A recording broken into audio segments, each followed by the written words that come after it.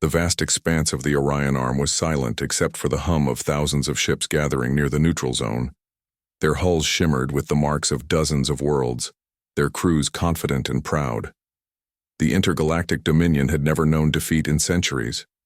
From one star cluster to another, every race had bent the knee before their fleets. Today their eyes turned toward a small blue world orbiting a yellow star. Earth. To the Dominion, Earth was insignificant. It had joined the galactic community only 30 years ago and possessed no known fleets beyond its system. Reports described it as a developing civilization, barely unified, clinging to primitive ideas of sovereignty. The Dominion leaders found that amusing. To them, Earth's defense forces were a joke.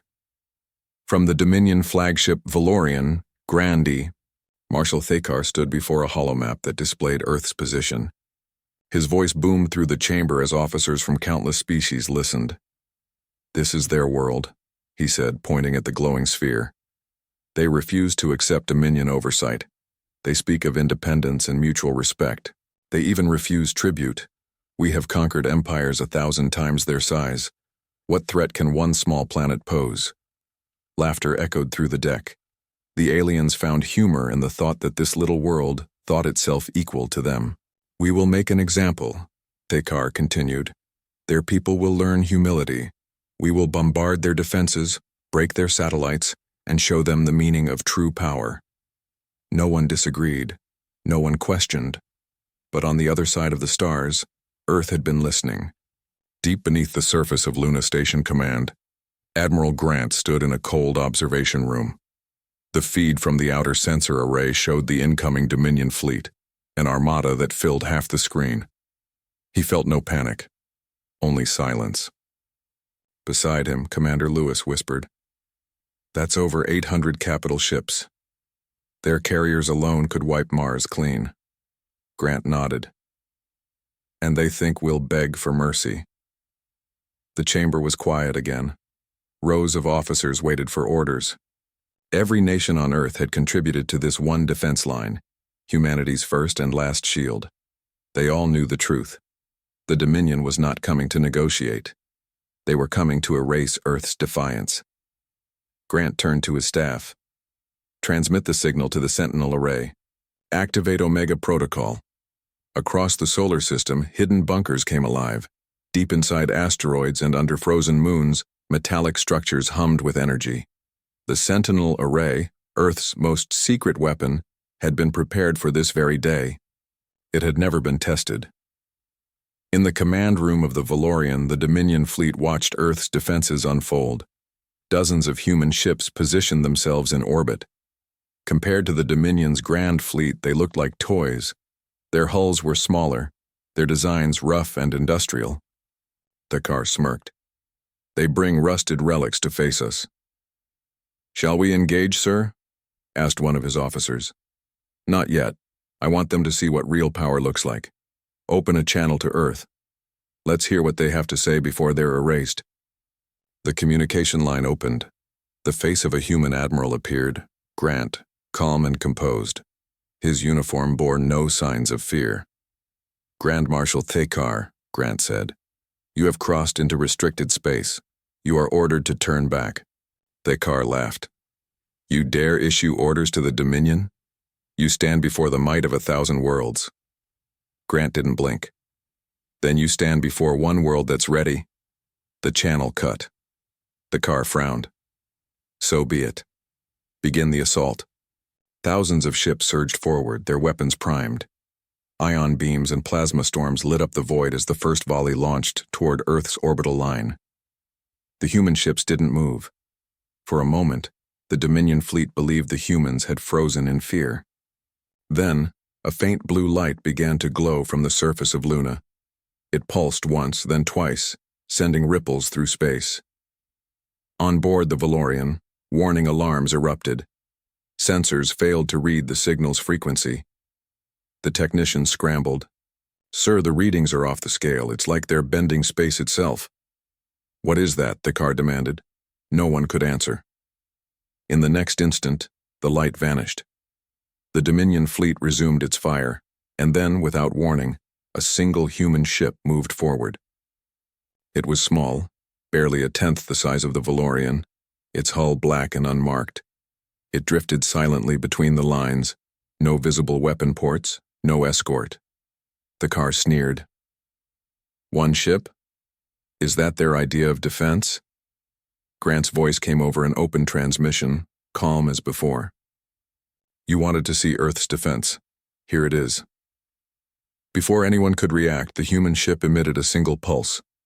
No sound, no flash, just a ripple of light that expanded outward like a breath. At first, it seemed harmless. Then, across the Dominion armada, ship after ship began to fail. Shields collapsed. Engines went dark. Massive warships turned cold, their lights fading. Status report, the car roared. Mass energy disruption, his science officer gasped. Every ship hit by the pulse has lost all power. Systems are dead. We can't even restart fusion cores. The car watched in disbelief as hundreds of vessels drifted lifelessly. How is that possible? What kind of weapon is that? No one could answer.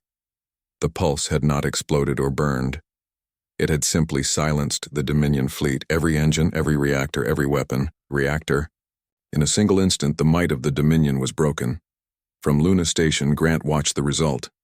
He gave no expression of victory, only a steady breath. Target confirmed, he said. All enemy vessels disabled, no second strike required. Commander Lewis stared at the monitor. One shot, just one shot. Exactly as planned, Grant said. Send a message to their flagship. The message reached Thekar's ship, the only one still functional, powered by a separate reactor shielded from electromagnetic interference. The screen flickered as Grant's face appeared again. You ridiculed our defense, Grant said. Now you know what it means to underestimate Earth. Thekar clenched his fists. What have you done? You can't disable an entire fleet with one weapon. Not can't, Grant replied. Did. Silence filled the bridge. Grant continued, his tone steady. The pulse was non-lethal. Your crews are alive. Your ships will remain powerless for 72 hours. That's enough time for you to leave our system peacefully. Do not return. The channel ended. For the first time in centuries, the Dominion faced something they couldn't conquer. They had fought civilizations that could destroy planets, yet none had ever shut them down without a fight. On the Valorian, panic spread. Officers whispered that Earth possessed weapons beyond known science. Rumors spread faster than logic. Some claimed Earth had tapped into quantum energy fields. Others said they had built technology forbidden by ancient treaties. None of it mattered. What mattered was that the Dominion's greatest fleet was now silent in orbit, powerless before a planet they had mocked. Grant stood by the viewport as Luna's horizon glowed beneath him. He looked toward Earth, a blue sphere shining with quiet strength. For generations, humanity had watched the galaxy from the shadows. When they first joined the community, they had been treated as children. Every offer of trade came with conditions. Every treaty came with superiority. And when the Dominion declared war, the galaxy assumed Earth would fall in days. They didn't know the truth. Humanity had prepared for centuries not with arrogance but with understanding. Long before the first colony left the solar system, scientists had uncovered something strange, a resonance in the quantum field that reacted to human consciousness. Through generations of research, they learned to shape it, control it, and eventually weaponize it. The Sentinel Array wasn't just a machine. It was a network linked through the human mind itself. Only humans could activate it. Only humanity could command it. Grant turned to his officers. Begin recovery operations. Retrieve their drifting vessels from collision paths. We'll show them mercy. That's our message to the galaxy. Lewis nodded slowly. You think they'll come back? Grant looked toward the dark horizon. They always do. But they'll remember this. Far beyond the solar system, the news spread like fire. Thousands of species watched the recordings. They saw the Dominion's mighty fleet disabled in an instant. They saw one human ship emit a single pulse that ended the battle before it began. Every council, every empire, every military command began to reconsider their understanding of humanity.